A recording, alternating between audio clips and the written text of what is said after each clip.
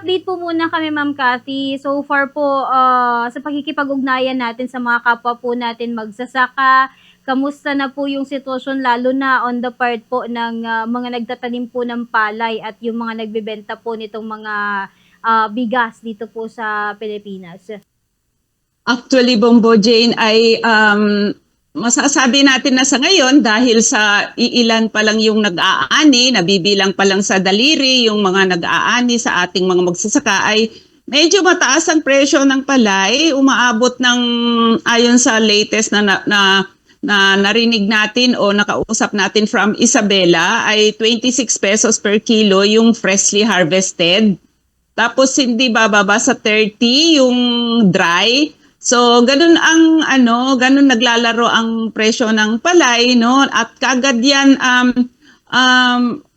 sinamantala, no, ng mga traders kahit kokonti pa lang yung nag-aani ay napansin natin na pagpasok natin ng 2026 ay tumaas yung presyo ng bigas at ngayon ay ang makikita na natin na pinakamababa ay 50 pesos per kilo. Tapos kung meron man 45 pesos ay iba yung kulay, mayelo, madilaw ng todo. At syempre dahil ang ating mga kababayan ay nasanay na sila dun sa kahit papano ay may dangal na lasa, ay talagang napipilitan silang bumili dun sa 50 pesos per kilo. At yan ay hindi lingid sa kaalaman ng Department of Agriculture. Ang ayon sa mga retailers ay isang sinisisi nila yung bakit ngayon ay kailangan ng pilahan. Pumipila na sila ngayon sa mga millers at ganun din doon sa mga imported na bigas. Pinipilahan na nila ngayon at bilang lang ang nabibigyan sa isang araw ang nakakabili dun sa mga warehouses ng mga importers sa isang araw. So, sa pakiwari natin, para sa atin ay yung monopoly pricing, yung pagmomonopolyo dun sa presyo ng bigas ay napakatindi, no? Siyempre, ito yung resulta ng tuloy-tuloy na implementasyon, no, ng RA 11203 o yung Rice Liberalization Law na 7 years na ng implementation ay nakita natin na hindi na talaga bumababa. Bagkus ay tuloy-tuloy na tumataas yung presyo ng pagkain o ng bigas na nabibili ng ating mga kababayan. At dahil talagang binobombard natin ang Department of Agriculture, ay ito, naglabas sila ng statement na meron silang old stock, aging stock, o 3 months na daw yan sa bodega at umaabot ng 750,000 metric tons. Yan yung ongoing na ipapabid nila sa mga traders para sabi nila ay makatulong na mapababa yung presyo ng bigas sa merkado. Again, kitang-kita natin kung paano talaga nakikipagkutsyabahan ang Department of Agriculture sa mga traders, no? Dahil bakit kailangan nila ipabid yun? Bakit hindi na lang nila dalhin sa palengke, no? Yung 750,000 metric tons na yan ay yan habot ng 2 araw na consumption natin yan sa buong Pilipinas. So, kung dapat ay dalhin nila sa mga palengke para matiyak na may mabiling mababang presyo, at the same time ay tiyak magre-resulta yan, no, ng medyo pagbaba ng regular price ng bigas na umaabot sa 50 pesos per kilo. Opo. So, nakakalungkot lang Ma'am Cathy, kasi given na din po na tumataas yung bilang ng mga tao dito sa Pilipinas na magkukonsumo ng bigas, ang nagiging resulta pa rin po sa halos ilang taon na nating paglaban po dun sa rice importation, ganun pa rin, importasyon pa rin po yung nagiging resources natin dun po sa para masapatan yung supply po ng bigas na kinakailangan ng growing economy and growing population ng Pilipinas. Inanggit mo, Bombo Jane, kung saan ay despite yung panawagan ng ating mga magsasaka, panawagan natin na paunlarin yung ating lokal na production sa pamamagitan ng palakasin, no? Tulungan yung ating mga magsasaka doon sa mga basic na pangangailangan nila katulad ng mga subsidies, no? Production subsidies, price subsidies sa ating mga magsasaka na matiyak na mabili sa 20 pesos per kilo yung kanilang palay na newly harvested, no? Ay walang nagawa yung gobyerno bagkus ay puro mga executive orders, no? Kung titignan natin itong batas na RA 11203 ay ito na yung may pinakamaraming executive orders na inilabas ng gobyerno, lalong-lalo na sa ilalim ng gobyernong Marcos, no? October 3 kaagad yung inilabas niya na executive order, no? Maalala natin yung executive order number 100, 101, 105 na ayon sa kanila ay magresulta ng pagbaba ng presyo ng bigas, na ayon sa kanila ay magresulta din ng pagtaas ng presyo ng palay ng ating mga magsasaka. That was October. Pero anong nangyari sa bahagi ng mga magsasaka natin ay nakita natin na last year ay nabili ng 8 pesos hanggang 12 pesos yung presyo ng palay ng ating mga magsasaka. Ngayon ay sinasabi ng mga retailers at saka mga traders na wala na daw stock, wala na daw magiling na palay, kung kaya ay konti yung ating stock, konti yung stock na bigas, kung kaya nagmahal, kaya tumataas. So, kung walang stock, bakit ang NFA may stock na old aging stock, no? Kung at the same time ay pumapasok na yung mga imported na bigas, bakit mismo yung imported na bigas ay napakataas given na bumaba ang presyo ng bigas sa world market, no? Mahigit almost $400 per metric ton, samantala nung mga nakaraang taon ay umabot ito ng almost $600 per metric tons. So dito mo nakikita talaga yung matinding monopoly sa presyuhan na walang iba tayong sinisisi kundi ang gobyernong Marcos, no? Talagang sa tindi ng krisis natin sa pagkain, lalong-lalo na yung napakataas na bigas, ang pasimuno talaga dyan ay walang iba kundi ang gobyerno Marcos. Kasi ayan, binanggit mo kanina, talagang inaasa na ng gobyerno yung pag-i-import, pangunahing pag-i-import bilang solusyon dun sa mababang produksyon ng ating mga magsasaka. At siyempre, yung mababang produksyon na yan ay resulta yan, no, nung mga kawalan ng irigasyon, no, kawalan ng suporta ng gobyerno sa ating mga magsasaka, mga post-harvest facilities, no, mga mechanical dryer at higit sa lahat, yung nagpapatuloy na pagtaas ng presyo ng mga abono at pestisidyo, tapos halos linggo-linggo tumataas ang presyo ng langis, na lahat yan ay babalik, yung pagtaas ng gastos nila sa produksyon ay talagang babalikatin ng ating mga magsasaka. Kaya hindi katakataka na yung dapat average yield na 120 kabans per hectare ay nananatili ang average yield ng ating mga magsasaka ay 80 to 85 kabans per hectare. Tapos mabibili lang sa napakababa. So lugi, no, palaging lugi ang ating mga magsasaka. Kaya nga recently nag-file ang Makabayan Block sa Kongreso na sinusuportahan ng Bantay Bigas at ng mga magsasaka na dapat talaga ay isabatas yung House Bill 7737. Ito yung mananawagan sa gobyerno na dapat magbigay ng subsidy, production subsidy sa ating mga magsasaka sa halagang 50,000 pesos per magsasaka sa loob ng 2 cropping season. So sa loob yan ng isang taon. At yan, pag naibigay yan ng gobyerno, talagang paglalaanan niya ng pondo para tumaas ang production ng ating mga magsasaka. At the same time, hindi talaga aasa din yung ating mga magsasaka sa pag-utang para makapagtanim. At yung interest ng kanilang utang ay talaga naman napakataas na umaabot pa ng 20%. So kapag naisabatas yung panukala na House Bill 7737 ay malaking kahit papaano malaking tulong sa ating mga magsasaka at nakatitiyak tayo na gagaan o makakatulong doon sa pang-araw-araw na buhay ng ating mga magsasaka.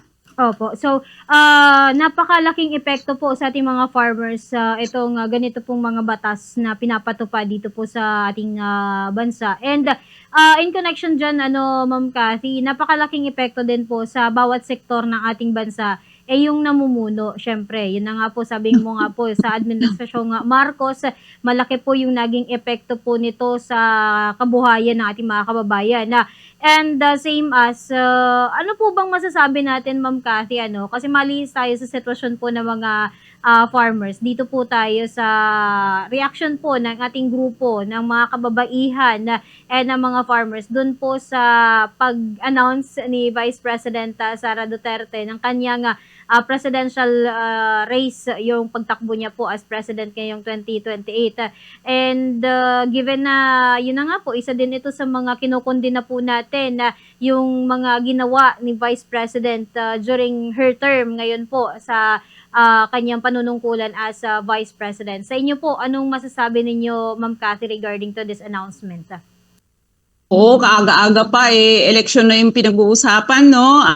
Siyempre, para sa malawak ng bilang ng ating mga magsasaka ay talagang dapat itong itakwil. Itinatakwil natin si Sara Duterte, no? Doon sa kanyang pagpahayag na tatakbo siya sa darating na eleksyon ng 2028, no? Kitang-kita naman natin, no, na malakas yung panawagan ng taong bayan na dapat silang patalsikin dahil dun sa pandarambong nila, paglustay nila, hindi maipaliwanag na paglustay dun sa pondo ng bayan sa panahon na siya ay Secretary ng Department of Education, and at the same time yung paglustay din niya dun sa Confidential Intelligence Fund na umaabot ng 125 million pesos at may gal pa siyang tatakbo sa pinakamataas na pwesto, no?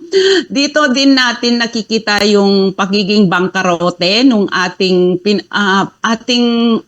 sistema sa politika, no?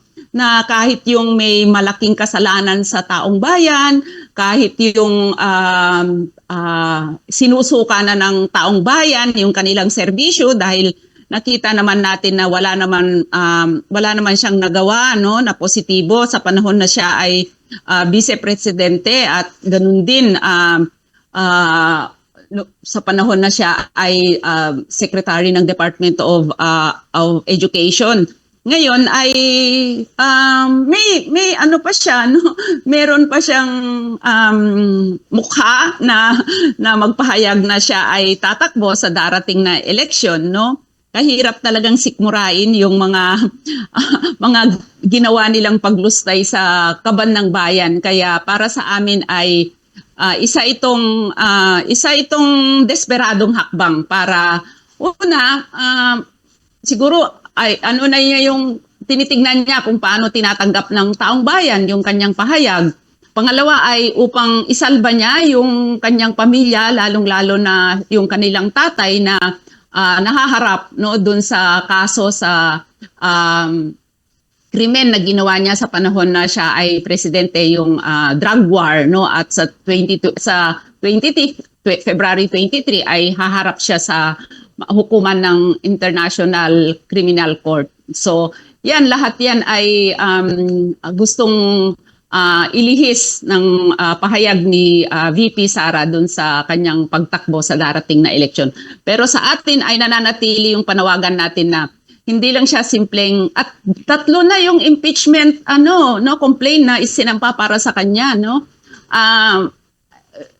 Hindi man magtagumpay yung impeachment ay patuloy yung isa doon sa malakas at malawak na panawagan sa February 25, ito yung 40th anniversary ng People Power Isa siya dun sa, kasama siya dun sa ipinapanawagan ng taong bayan na dapat siya ay patalsikin.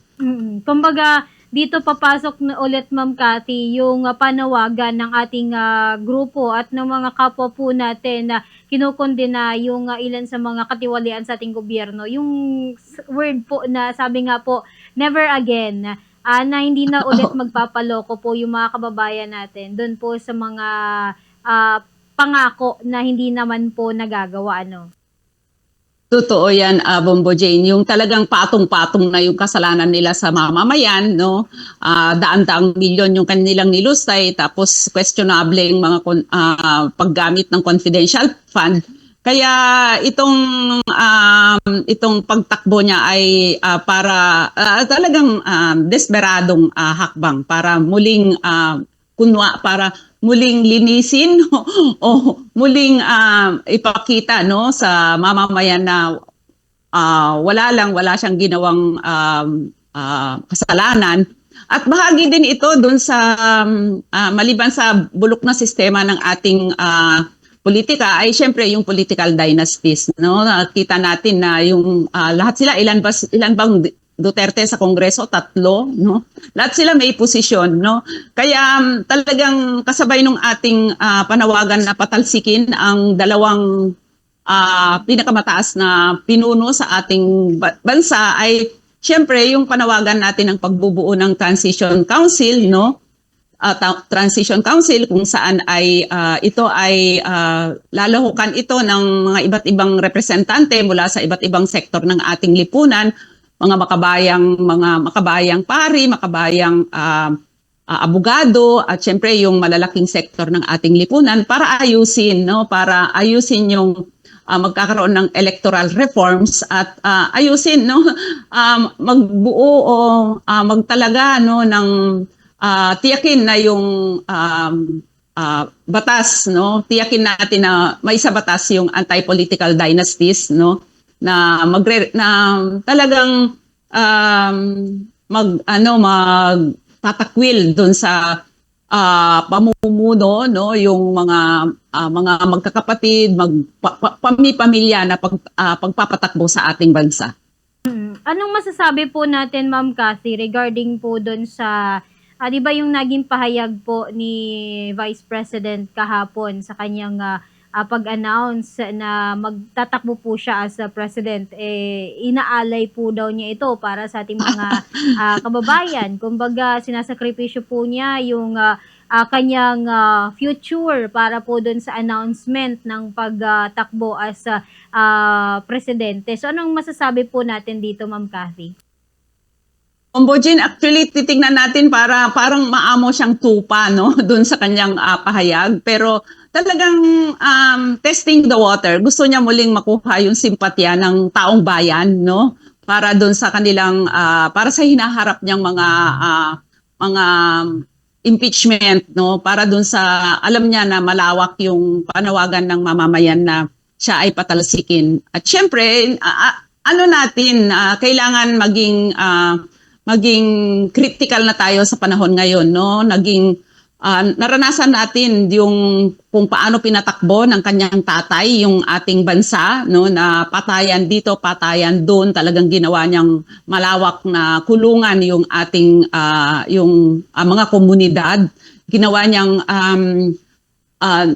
martial law ginawa niyang martial law yung ating bansa. Kaya sana, no, wag po tayong magdala doon sa kunwari maamong tupa na kunwari inaalay niya yung sarili niya sa taong bayan, sakripisyo. Pero pag nakaupo po yan, marami na po tayong karanasan doon sa kapag panahon ng eleksyon ay akala mo santo, santita, pero pag nakaupo na po sila ay babalik at babalik yung kanilang interes sa politika na magpayaman, i-offer, no, magpayaman, at the same time ay ibenta yung ating mga natural resources sa mga dayuhan at mga negosyante na na tayo ngayon, talagang damang-dama na natin yung epekto ng iba't ibang yung mga patakaran, no, ng mga nagdaang gobyerno, ng patakaran ng kanyang tatay, no, tapos patakaran ngayon ng rehimeng Marcos na doon sa patakaran ng RA 11203 o Rice Liberalization Law. wala nga tayong narinig na salita mula sa kanya kung paano ba ito yung matinding epekto nito sa ating mga namamayang Pilipino, lalong-lalo na sa ating mga magsasaka, no? Hindi nga niya Opo. pinigilan So, yung kanyang tatay nung sinibatas to.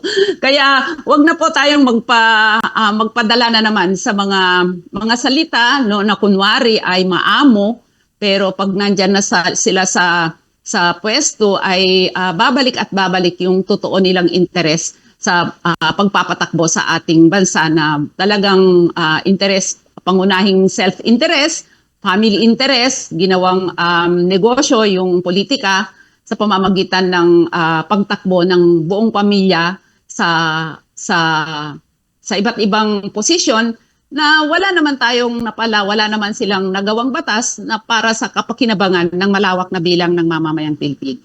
Opo. Ma'am Cathy, ano na lang yung mga hakbangin na gagawin po ng ating grupo sa Bantay Bigas para po dito sa pagkondena ng pagtakbo or planong pagtakbo ng Vice Presidente and lalo na yung mga gagawin pong programa ng ating grupo para po sa katulungan din ng ating mga magsasaka po dito sa buong bansa?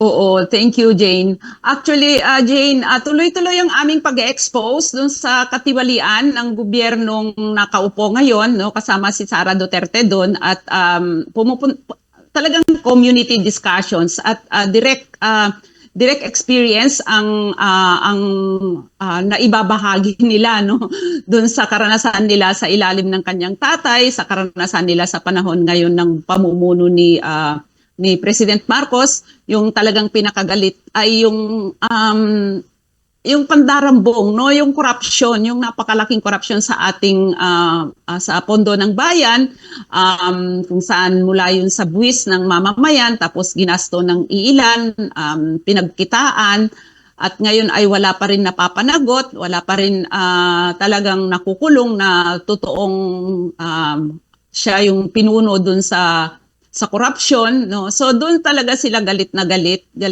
yung mga tao dahil nagpapatuloy yung pagtaas ng presyo ng mga pangunahing bilhin, bigas, bayarin sa kuryente, pamasahe, yung halos linggo-linggo na pagtaas ng presyo ng langis, ay nagre-resulta talaga yan ng pagliit, no, yung